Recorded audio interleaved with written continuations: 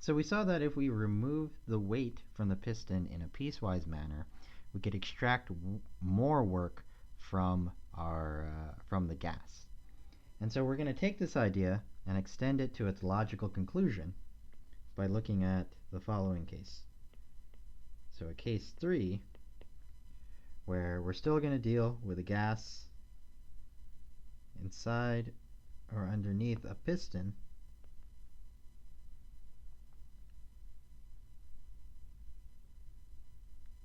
where the gas is still underneath the piston. It's still at a volume of initially 0.1 meters cubed. But instead of having, a 1 kilogram block on top or 2 half-kilogram blocks on top, instead what we're going to have is a pile of sand.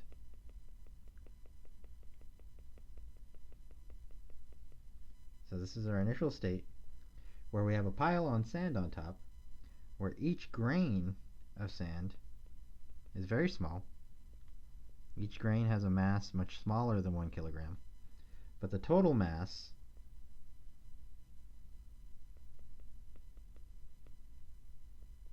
is still going to be equal to 1 kilogram.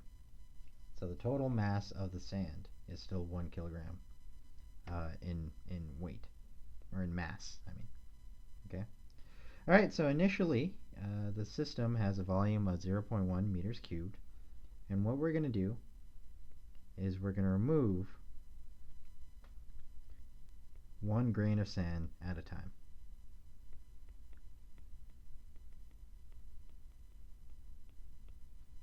Okay? So we're going to remove 1 grain of sand from the piston.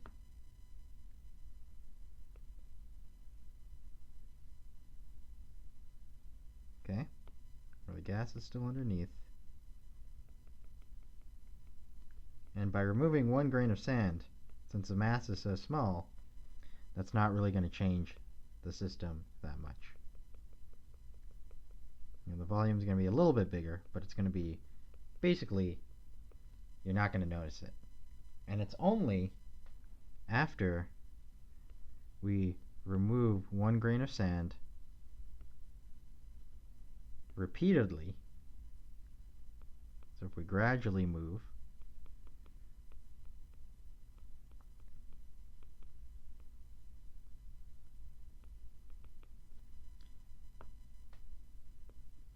that the piston is able to rise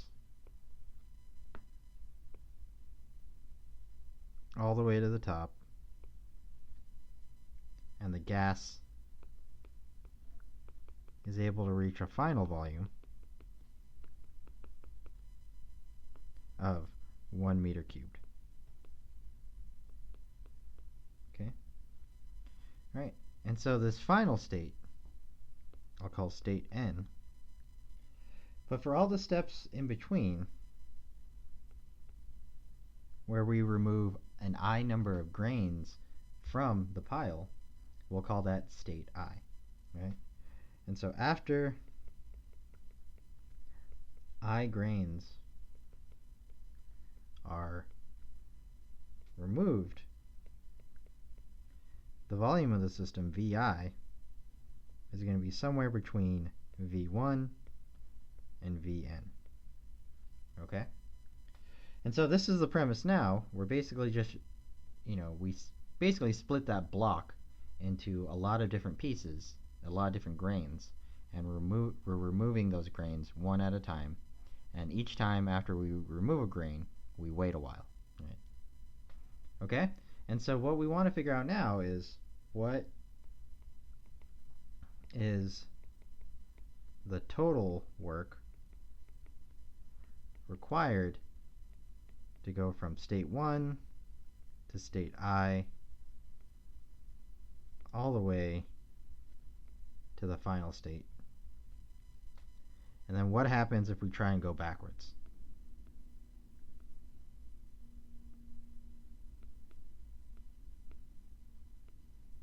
back to the initial state. Okay?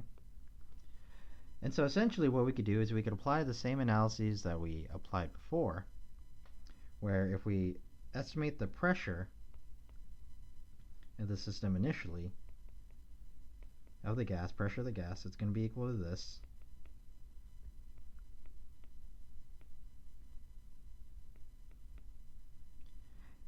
And if we calculate the pressure at the end,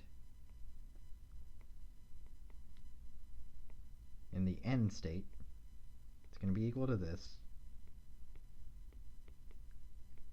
But in those intermediate states, P sub I,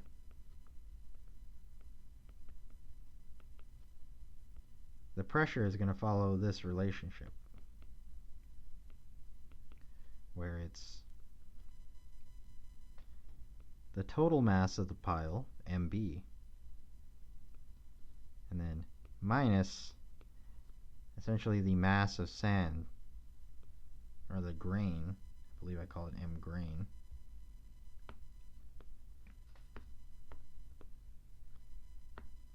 the mass of each grain that you're removing. Okay? Alright, and so if we estimate, or if we calculate the total amount of work that we extract, or that the gas gives off after we remove each of those grains, it's going to follow this series-like equation, right? Where we have P of I, V of I, V of I minus 1, okay? And these Vi minus Vi minus 1, we could kind of think of this as a delta V. Okay? And so the amount of work, the total amount of work that the gas gives off is Pi delta Vi. Okay? Alright, so that's mathematically what the work would equal. But let's draw this graphically. And so, again, we have our plot. This is pressure. This is volume. We start at P1. We end at Pn. We start at volume 1. We end at volume n. Start here. Start here. And this curved line is what it would be if the pressure was following the ideal gas law. Okay? But basically, we start here, and then for each intermediate step, essentially what we're going to do is we're going to reduce the pressure and then slightly move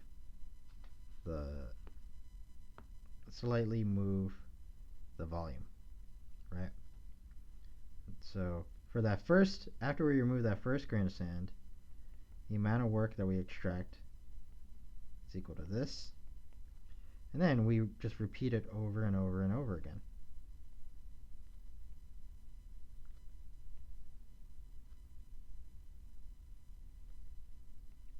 Until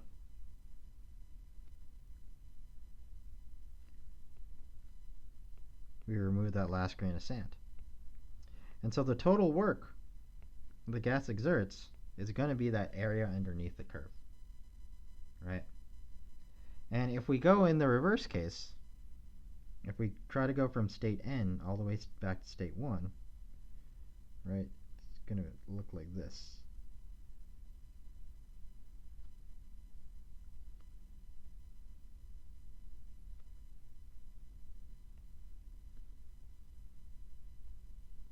Okay?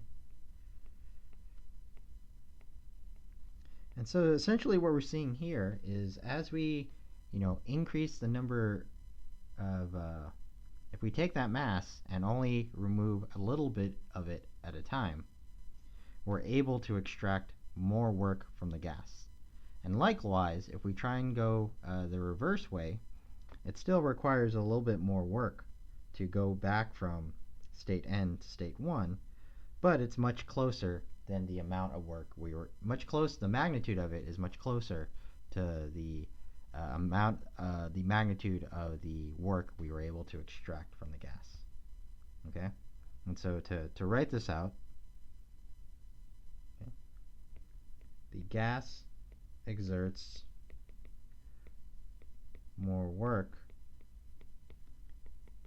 if we remove mass in a more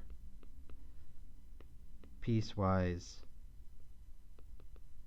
fashion. And the magnitude of W backwards also decreases.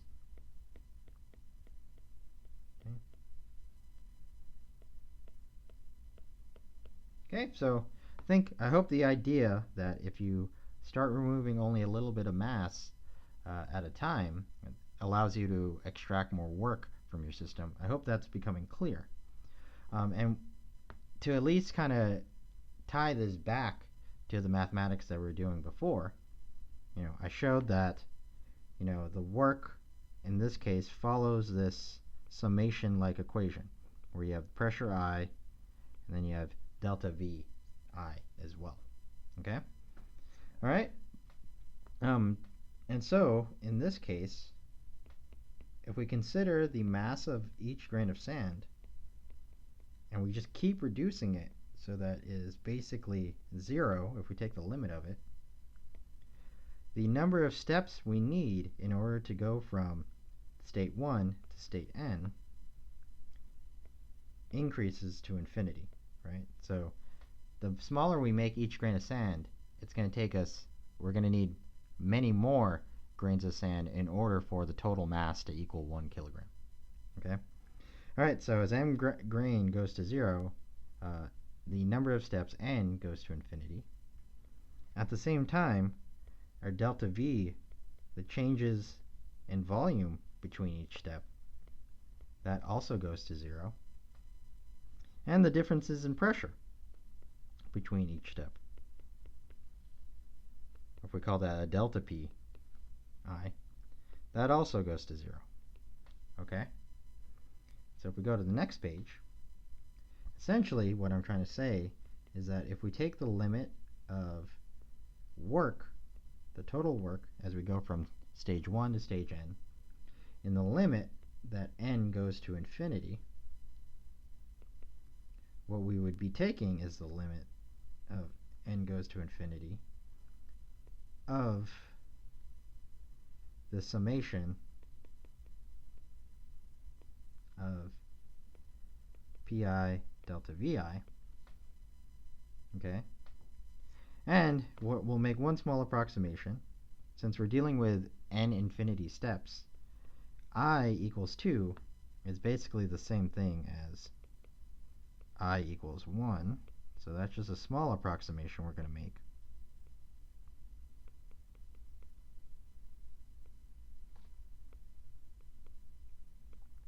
All right. And so we have the limit as n goes to infinity of this equation where we're dealing with a delta. But if you remember from your Calculus 1 class, the equation we have right here is the definition of an integral. Right? An integral is the limit as n goes to infinity of something times a delta variable. All right? And so what we have now is this.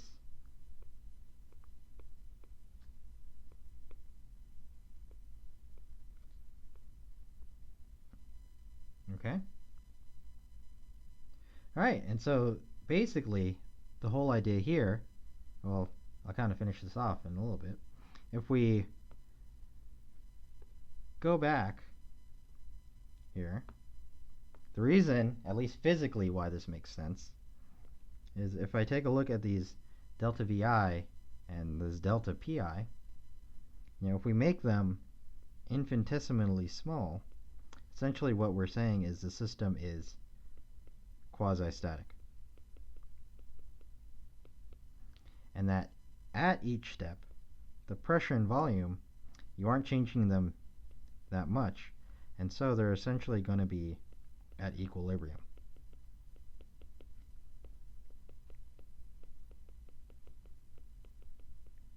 At each step. Okay? Alright, and since they're at each step, or they're at equilibrium at each step, that allows us to then describe both the pressure and volume using what we call equations of state. Alright? And one equation of state that we could use is the ideal gas law. And so if we apply the ideal gas law to our work equation in the limit that n goes to infinity, so basically plug in the ideal gas law there and then take the integral, what we would get is nRT times the natural log of volume 2 over volume 1. Okay? And so essentially what we get is that quasi-static isothermal expansion result. So that same result that we've already seen back in MEB2 and in Chapter 3. All right, and so if the main idea here is that if you make you remove the mass in a piecewise manner, and you make your step sizes so small, you basically are able to achieve a reversible process.